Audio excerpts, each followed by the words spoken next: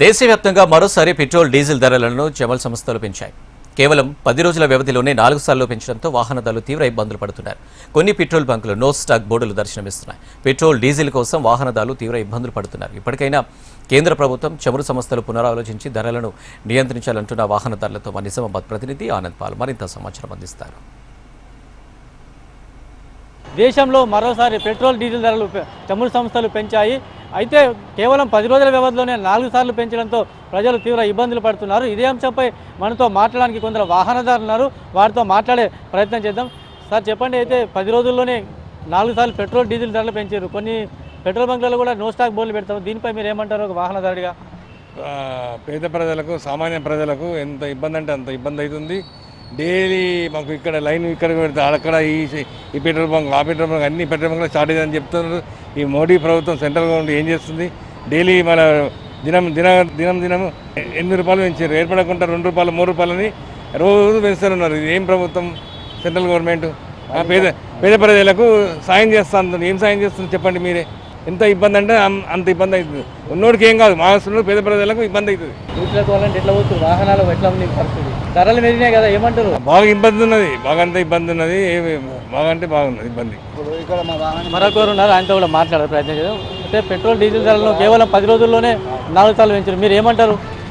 చాలా ఇబ్బందికరమైన పరిస్థితి ఇది. ఇట్లా చేయొద్దు. ఎందుకంటే ఇప్పుడు ఒకసారి పెంచాడు, మళ్ళీ రెండోసారి, మూడోసారి, నాలుగోసారి పెంచాడు. మళ్ళీ ఇక్కడ చూడండి నా వెహికల్, అక్కడ నో స్టాక్, పంపులో నో స్టాక్. ఇట్లా ఇబ్బంది అట్లా ఇబ్బంది పెడుతున్నారు బాగా జనానికి. మరి దీనికి కారణం ఏంటిదో స్టేట్ గవర్నమెంట్ వాళ్ళు కానీ స్టేట్ వాళ్ళతో కూడా మాట్లాడాలి కదా, సెంట్రల్ గవర్నమెంట్ వాళ్ళకు. ఇప్పుడు ఇది ప్రజలకు ఇబ్బంది అంటే స్టేట్ గవర్నమెంట్ కూడా పట్టించుకోవాలి కొద్దిగా. ప్రజలకు ఇబ్బంది అయితే ఇప్పుడు నో స్టాక్ ఉంది అక్కడ, కార్లు, జీపులు. ఇవాళ ప్రోగ్రామ్ ఉంది నాకు బయట, నేను ఇప్పుడు ఆగిపోయినాను. మా ఫ్యామిలీతో వచ్చి ఇక్కడ ఆగిపోయినాను నేను వాళ్ళకు వాళ్ళ అటు దూరం పంపించాను. వాళ్ళు నో స్టాక్, మేమేం చేయాలి, స్టాక్ లేదు అక్కడ, ఇస్తలేరు స్టాక్ మాకు అని అంటున్నారు. అలా యథావిధిగా రేట్లు అయితే వేస్తున్నారు సార్. మరి దానికి కారణం ఏంటో తెలుస్తలేదు. ఇప్పుడు ఇవాళ 3 రూపాయలు పెంచారు. ఇవాళ మార్నింగ్ 6 o'clock న్యూస్ మీ హెచ్ఎంటీవీనే చూసాను. అది ₹2.84 పెంచారు.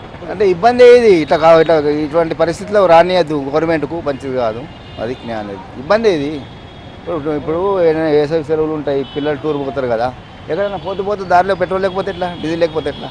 ఇప్పుడు రేట్లు పెంచిన దానికి మరి స్టాక్ అన్న ఫుల్ ఉండాలి కదా, బఫర్ స్టాకు.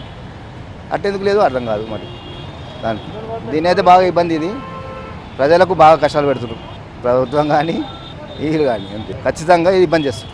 ఇది పరిస్థితి. అయితే కేవలం 10 రోజుల్లోనే 4 సార్లు పెట్రోల్ డీజిల్ ధరలు పెంచేందుకు ప్రజల మటుకు తీవ్ర ఇబ్బందులు పడుతూ ఉన్నారు. అయితే ఆయిల్ కంపెనీలు లీటర్ పెట్రోల్పై ₹2.84, డీజిల్పై ₹2.86 చొప్పున పెంచారు. పెంచిన ధరలు అమల్లోకి రావడంతో కొన్ని పెట్రోల్ బంకుల యజమానులు కూడా ఆందోళన వ్యక్తం చేస్తూ ఉన్నారు. పెట్రోల్ ధరలు నియంత్రించాల్సిన అవసరం ఎంతైనా ఉందని అంటున్నారు. అయితే కేంద్ర రాష్ట్ర ప్రభుత్వాలు స్పందించాలని, రాష్ట్రంలో ప్రజలకు ఇబ్బందులు పడుతున్నారు కాబట్టి రాష్ట్ర ప్రభుత్వం కూడా పునరాలోచించాలని చెప్పేసి కూడా స్థానికులు అంటూ ఉన్నారు. మనం పెట్రోల్ బంకు దగ్గర ఉంటున్నాం. ఇక్కడ చూసినట్లయితే పెట్రోల్ డీజిల్ లేకపోవడంతో వాళ్ళంతా వెనుదిరుగుతున్న పరిస్థితి ఉంది.